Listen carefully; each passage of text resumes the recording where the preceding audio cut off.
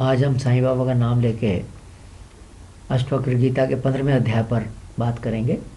तो पिछले 3 भागों में 12वें, 13वें, 14वें अध्याय में राजा जनक आत्मज्ञान या बोध प्राप्ति के बाद की अपनी दशा का वर्णन करते हैं। इसे सुनकर अष्टवक्र जी जान जाते हैं कि राजा जनक आत्मज्ञान को प्राप्त हो गए हैं।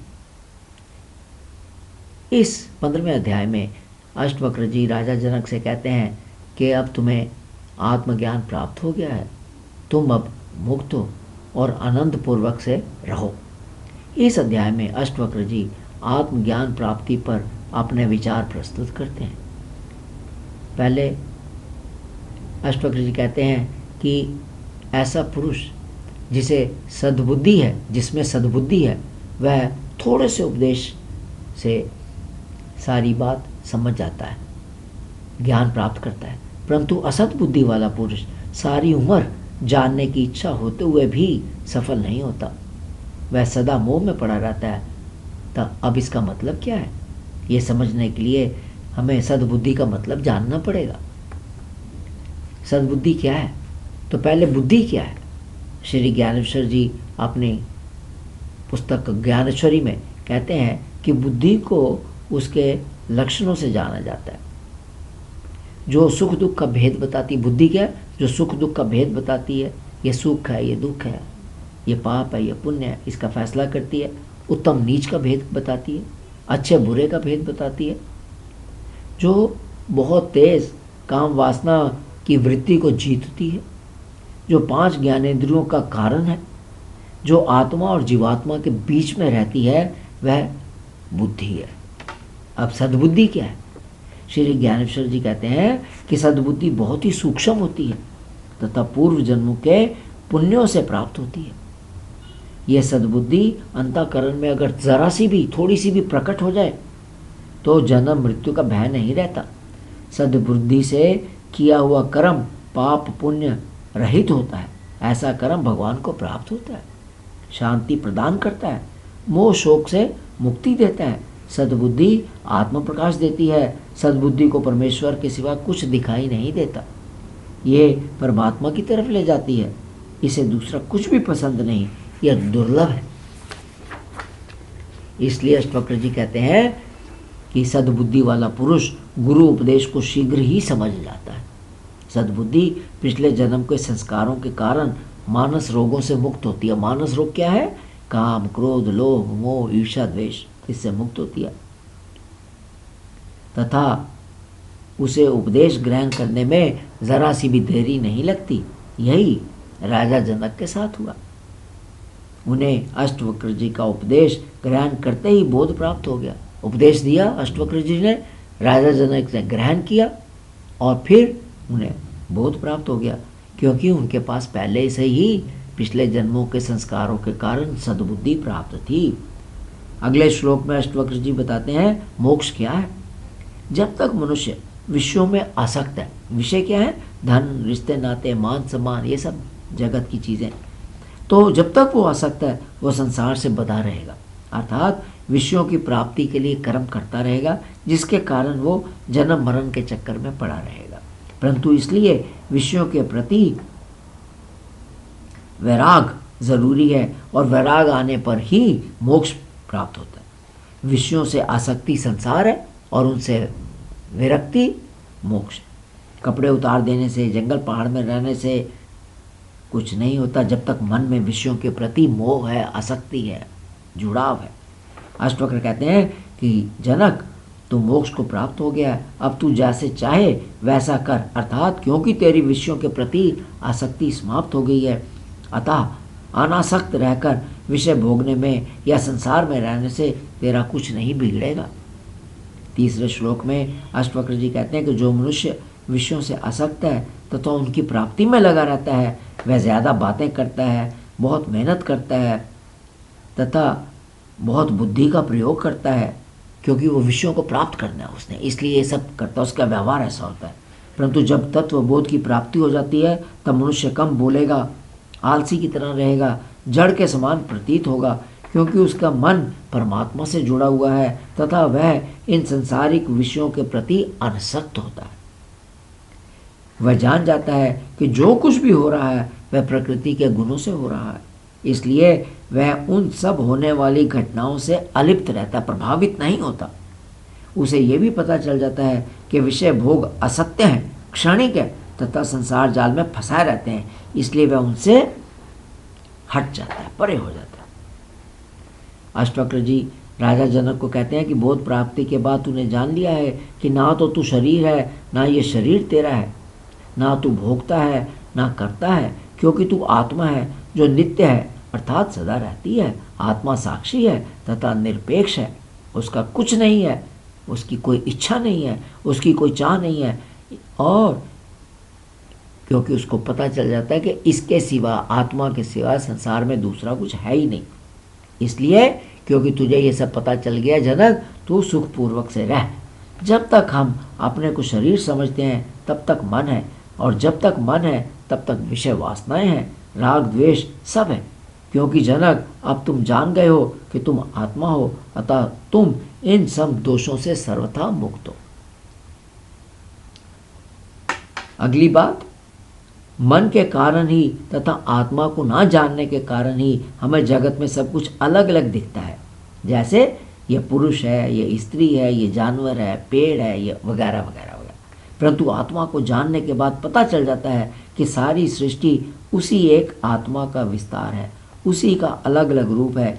जिस प्रकार सोना और उसके बने हुए अलग अलग जेवर, ये चेन है, ये कड़े हैं, ये कंगन है, ये नथ है वगैरह। अष्टवक्र कहते हैं ज्ञान प्राप्ति पर तुझे पता चल गया है कि सब भूत प्राणियों में एक आत्मा ही है और सब कुछ एक आत्मा ही है। अज्ञानता के कारण ही तेरे को सब अलग अलग ही दिखाई देता था, भिन्नता दिखाई देती थी। फिर जिसके कारण अहंकार, ममता, राग द्वेष, लोभ, काम, क्रोध ये सब पैदा होते हैं। क्योंकि तुम्हारी अज्ञानता समाप्त हो गई है, अतः तुम ममता रहित और अहंकार रहित हो तथा सुखी हो।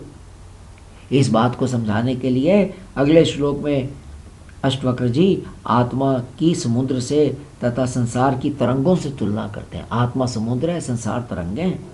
जैसे तरंगें समुद्र में बनती हैं, बिगड़ती हैं, परंतु इससे समुद्र पर कोई फर्क नहीं पड़ता, वह ना कम होता है ना बढ़ता है। उसी तरह से संसार बनता है, बिगड़ता है, परंतु इससे आत्मा पर कोई फर्क नहीं पड़ता, वह नित्य है। जनक तुम जगत नहीं परंतु आत्मा हो, अर्थात तुम तरंग नहीं परंतु समुद्र हो। अज्ञान दूर होने पर तुम शांत हो गए हो।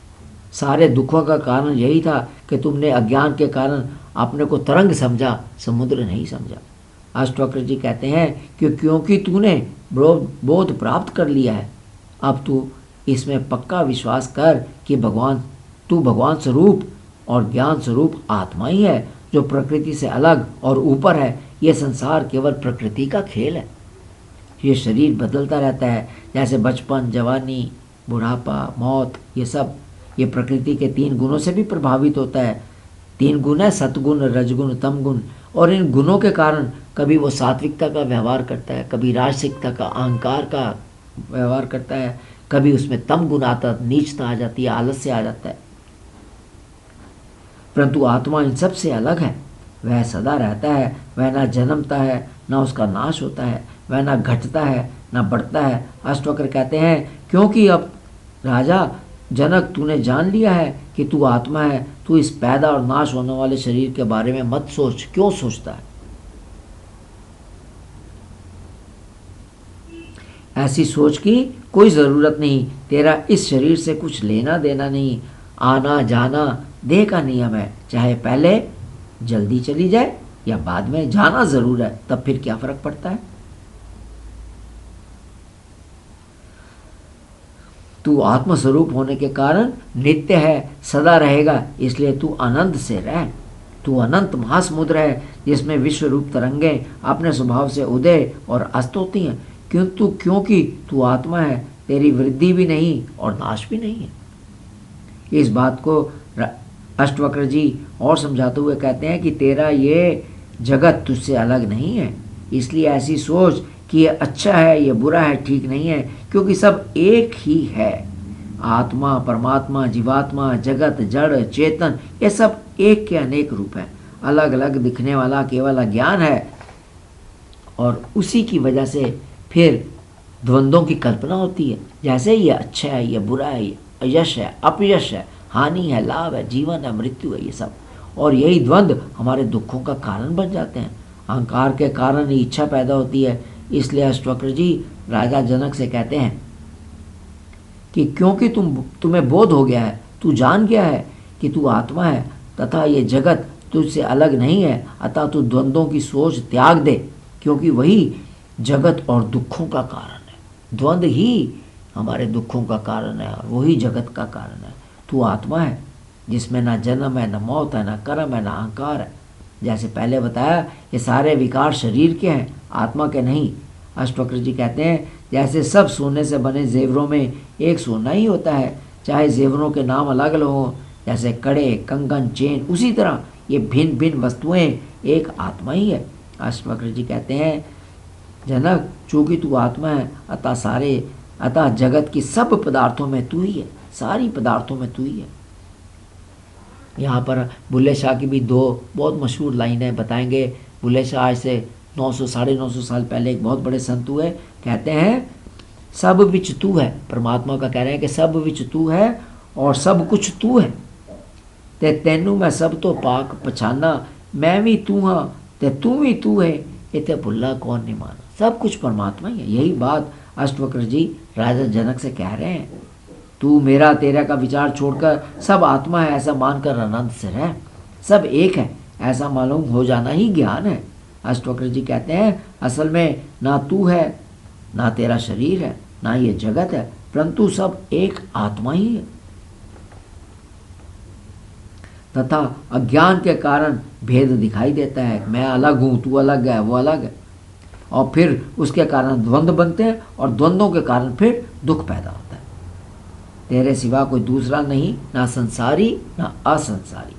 अष्टवक्र जी कहते हैं ये विषम, ये सारी जगत भ्रांति मात्र है और कुछ भी नहीं है।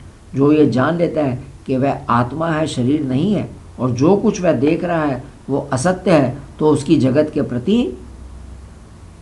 आसक्ति या मोह टूट जाता है और वह शांत हो जाता है। अष्टवक्र कहते हैं कि संसार रूपी समुद्र में तू एक ही है और एक ही था और एक ही होगा। जब एक ही है तो फिर कैसा बंधन और कैसा मोक्ष, क्योंकि बंधन के लिए दूसरा बांधने वाला भी चाहिए। जब दो होंगे तभी तो एक बंधेगा एक बांधेगा, तो जब है ही एक तो फिर कौन बंधन कैसा। अज्ञान के कारण तूने अपने को देह समझा जबकि तू आत्मा है और यही तेरा बंधन था। अब क्योंकि तेरा ये अज्ञान दूर हो गया है, अब तू सुखपूर्वक रह। तू अपने मन में संकल्प विकल्प द्वंद्व ना पैदा होने दे, अर्थात ऐसे विचार मत पैदा होने दे, नहीं तो फिर कर्मों के चक्कर में पड़ जाएगा। अब क्योंकि तू आत्मज्ञान को प्राप्त हो गया है, अतः तुझे ध्यान और धारणा की भी जरूरत नहीं, तू मुक्त है। अब समरी में सारांश में क्या कहते हैं करने के लिए, तो अष्टवक्र जी जो कहते हैं उसको हम थोड़े शब्दों में कहेंगे। जिसमें सद्बुद्धि है वो गुरु के उपदेश को बहुत जल्दी समझ जाता है, जबकि जिसमें असद बुद्धि है वो सारी उम्र भी जिज्ञासा करके सफल नहीं हो पाता। अतः सद्बुद्धि का होना जरूरी है, क्योंकि सद्बुद्धि परमात्मा के सिवा कुछ नहीं पसंद करती और यह दुर्लभ है, परमात्मा की तरफ ले जाती है और जन्मों की तपस्या से प्राप्त होती है। दूसरी बात, विषयों के प्रति आसक्ति ही संसार है और संसार में बंधन का कारण है। कपड़े त्यागने से, जंगल में जाने से कुछ नहीं होता अगर मन में विषय फंसे हुए हैं, अगर हम विषयों से जुड़े हैं। विषयों के प्रति वैराग ही मोक्ष है। तीसरी बात, बोध या तत्व ज्ञान मिलने के बाद मनुष्य कम बातें करता है, आलसी तथा जड़ के समान मालूम होता है, क्योंकि ऐसा मनुष्य परमात्मा से जुड़ा रहता है तथा विषयों से विरक्त होता है। क्योंकि जो व्यक्ति विषयों से आसक्त है वह ज़्यादा धन या मान सम्मान प्राप्त करने के लिए ज़्यादा बुद्धि का प्रयोग करेगा, ज़्यादा बोलेगा, ज़्यादा काम करेगा, परंतु जो परमात्मा से जुड़ गया, परमात्मा को प्राप्त हो गया, उसके लिए इन सब बातों का कोई मतलब ही नहीं। चौथी बात, आत्मज्ञान प्राप्ति के बाद ये पता चल जाता है कि मैं आत्मा हूँ जो साक्षी है, सदा रहने वाला है और बिना इच्छा अपेक्षा के, ना उसमें कोई इच्छा है ना कोई उसमें अपेक्षा है। ये पता चल जाता है मैं शरीर नहीं हूँ ना शरीर मेरा है, क्योंकि आत्मा के सिवा दूसरा कुछ है ही नहीं। इससे देह अभिमान समाप्त हो जाता है तथा उसके कारण पैदा हुए दोष भी समाप्त हो जाते हैं।